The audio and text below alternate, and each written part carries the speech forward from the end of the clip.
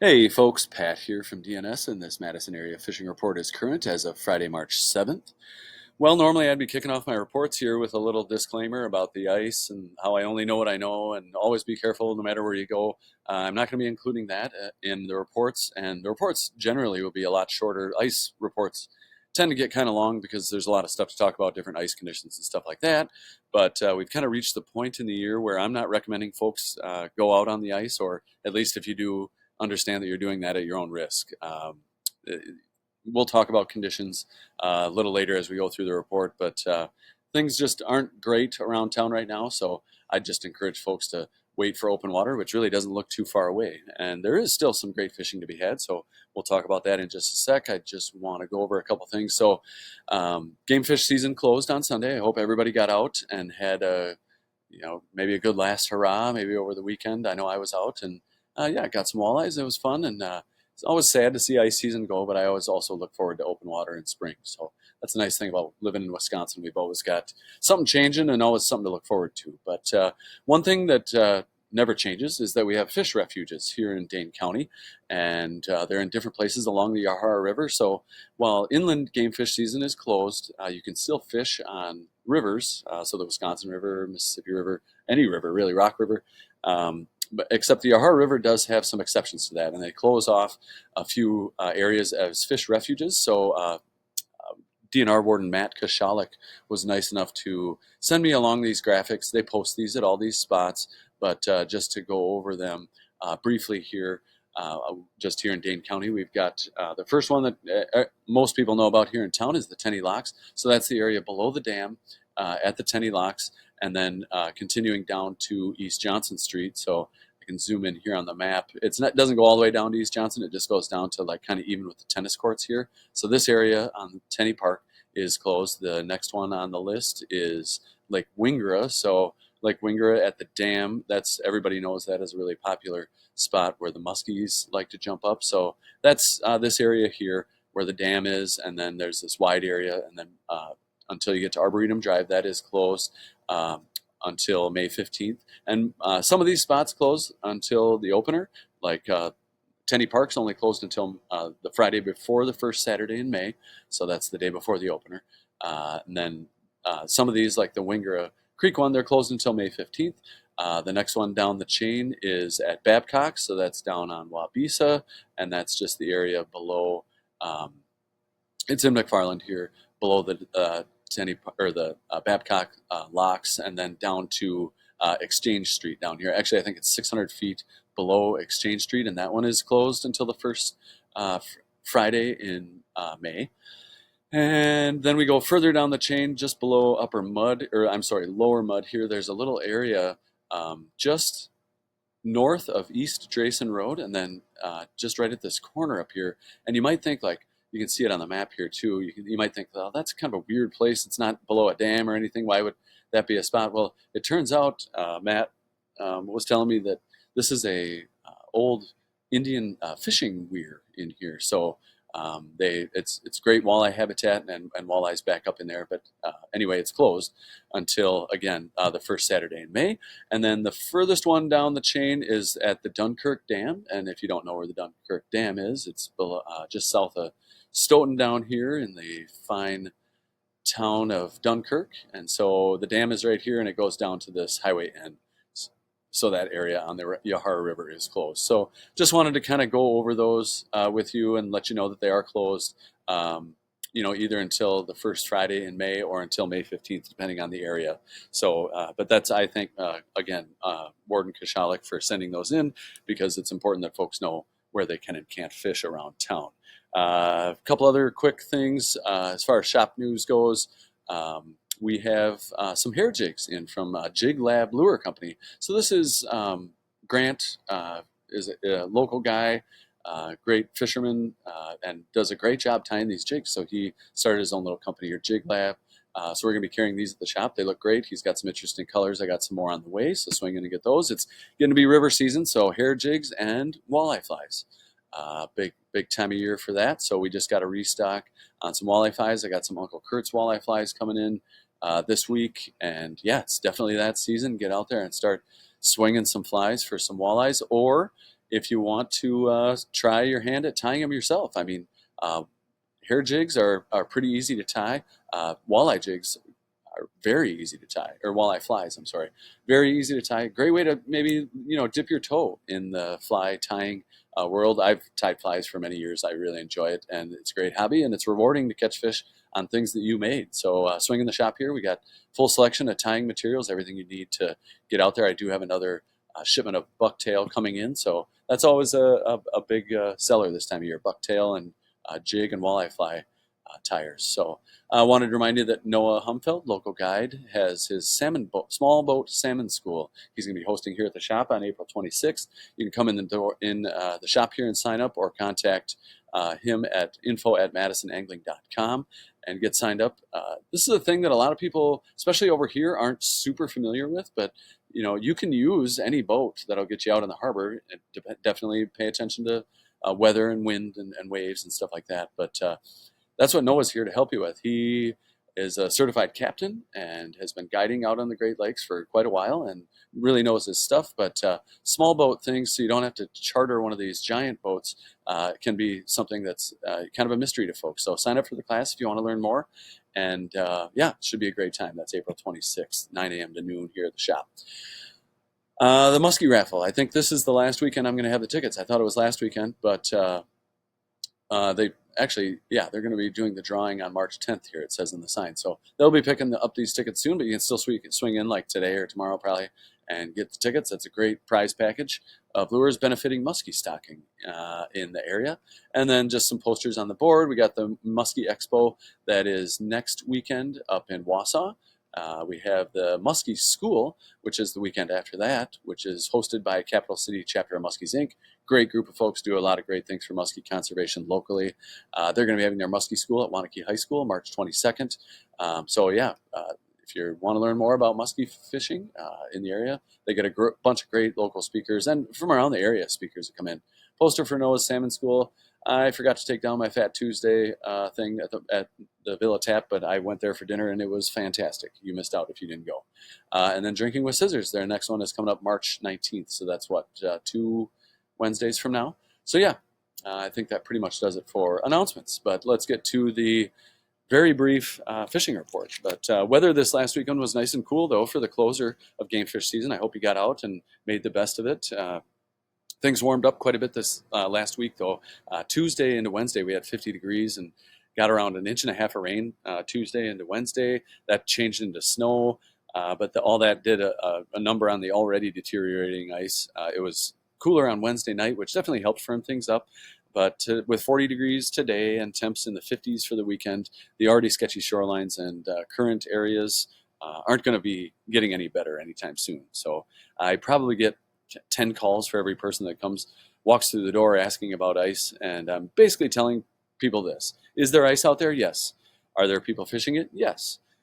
Is it safe? Not for your average angler, but if you're okay with navigating sketchy shorelines or walking on a board to get out on the ice, I'm just going to leave that decision up to you. I guess you could call this sort of a disclaimer, but just be very careful no matter where you fish and understand that the ice you walk on could be very different than on your way back in than it was on your way out. So just be careful out there. As far as fishing goes, late ice can be one of the best times of the year to be out if you can get out. If it's shallow water panfish you're after and you can find weeds, you'll likely find bluegills and crappie mixed in in the weeds. Usual spikes, waxies, and plastics work well for those fish. Generally speaking, the perch bite's been tough, and honestly, I wouldn't dare venture out over the big lakes right now. But you can still find bass legally. Game fish season is closed, like I said, but you can still fish bass legally with tip-ups. But those fish do need to be immediately released. Otherwise, walleye and pike, like I said, is closed on inland lakes, but folks are heading to the rivers, and it sounds like action's been good up there. But just a couple little notes from around town up here on Cherokee. There is still ice up there. I think there were 4 folks out there. I heard the bite was not great. The water sounds like it's really dirty from the rain we got. The water is open at the 113 bridge area down there, so if you want to cast down there, I haven't heard of anybody fishing down there or anything really going on, but you could fish down there. On Lake Mendota, like I said, the ice is sketchy pretty much everywhere. I know Warner Bay is really sketchy because the lagoon, dumps in out here. So there's a big patch of really dark looking ice out here. So I would avoid the lagoon. And then, you combine that with all the heaves we've had and sketchy areas, getting out around Governor's Island or anything like that. I wouldn't recommend, because really all you got going on out there is perch, and the perch have sucked this year. So I'd stay off Lake Mendota. Maybe you can get on University Bay. I haven't. I haven't heard of anybody on there, and I have no idea what the ice conditions are like. If anybody does know, please post in the comments below, or just call the shop and let us know here. But yeah, going down the chain, pretty much the same thing. I wouldn't venture out very far on Lake Monona at all. I mean, areas like the Yahara River, I'm sure got to have a huge area of open water there. The Mamgini discharge, there's probably a good portion of Weechawbuck Bay open over here. And, Monona Bay, they're definitely folks still getting on. There was folks out there yesterday off Brittingham Beach. I heard they put a picnic table in the water, which I definitely don't encourage, but they're using that picnic table to get out onto the ice. I heard the North Triangle folks are out there too, but these shorelines are going to get pretty beat up. These dark colored rocks around here, the shorelines are beat up, I should say.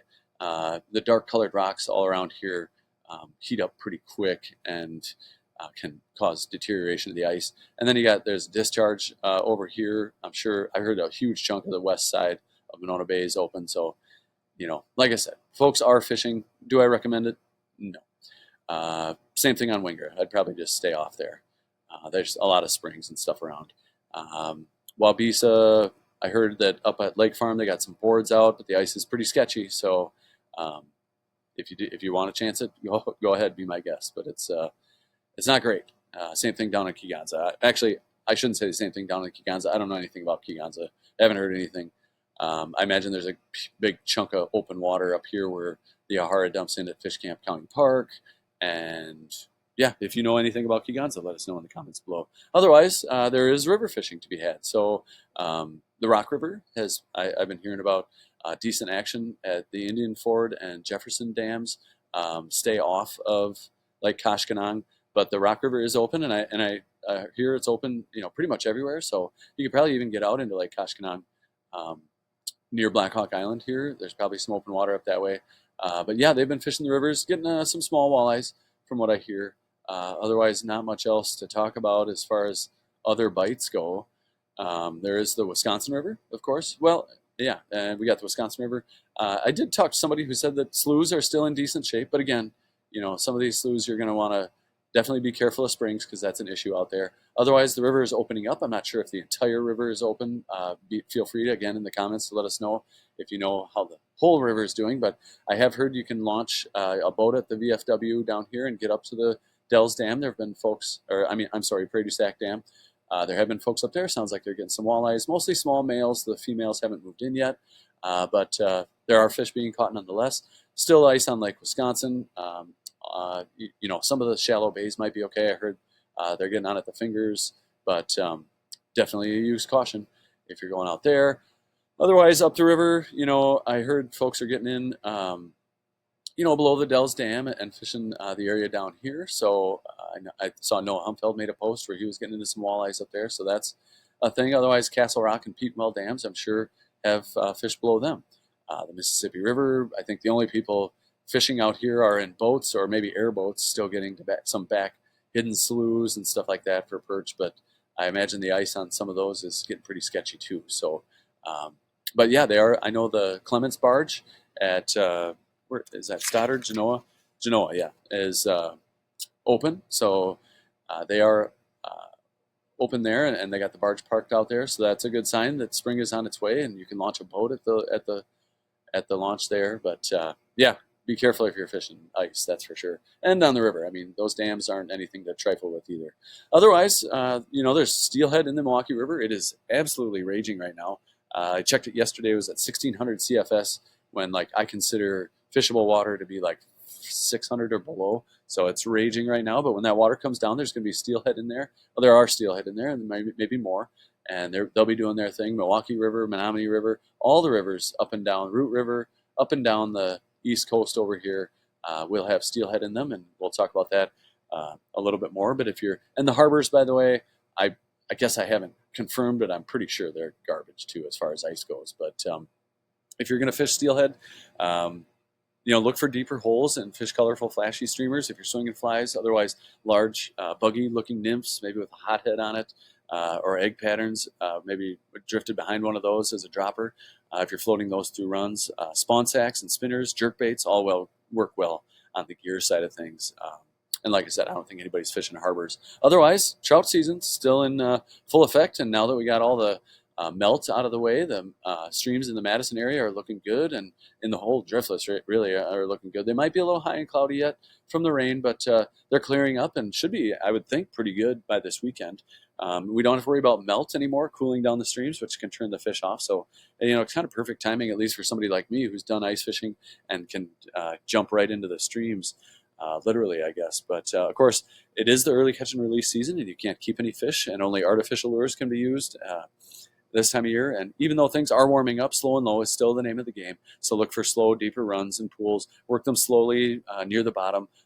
You also really don't need to get up at the crack of dawn to chase these trout. 10 to 2 is really going to be your bite window until we really get into some warmer days here. On the spinning gear side of things, suspending or sinking jerk baits like a Rapala Husky jerk or Countdown can be effective. Crappie-sized tube jigs I love. When I used to spin fish, they work great. On the fly side of things, all you really need this time of year to catch fish is a pink squirrel. But if you want to challenge yourself a little more, I guess small nymphs like a prince nymph. We got stoneflies hatching right now. Prince nymphs are great. Maybe drift one behind a woolly bugger through some of those deeper runs and pools that I was talking about. You can also use midge flies. And I guess, yeah, speaking of flies, we'll just talk about our Happy Fly Day feature. So, yeah, like I mentioned, pink squirrels, can't beat them. They're a great early spring winter fly. Woolly buggers, midges, midge nymphs like that. I mentioned prince nymphs, beadhead prince nymphs, great option too. Otherwise, if you run into some rising fish, but you can't see what they're eating, the trout are likely on midges. So like these guys down here, anything dark colored on a size like 18 or smaller should suffice for those fish. If you see a dark gray moth looking thing flying around, those are stoneflies. A dark colored like elk hair caddis is what I like to use to imitate those. They work great. I guess if it's going to warm up this next week, they're talking 60s a couple of days or close to 60. We could run into some blue-winged olives. So that's, these guys, they're typically dark colored this time of year. So you're looking at kind of a slate gray, maybe a dark green, but something small. Usually I wouldn't go bigger than a 16. 18s are good. 20s a little small for my taste. So let's just call it 18s. Anyway, yeah, great time of year to be out trout fishing. So get stoked for that. I guess that pretty much does it for the report. I do appreciate you tuning in. Feel free to post your comments and catches below. Feel free to call the shop at 241-4225 if you want us to expand on anything or you have any questions about anything we talked about. Otherwise, again, yeah, do appreciate you tuning in, and we will talk to you next week. Good luck out there.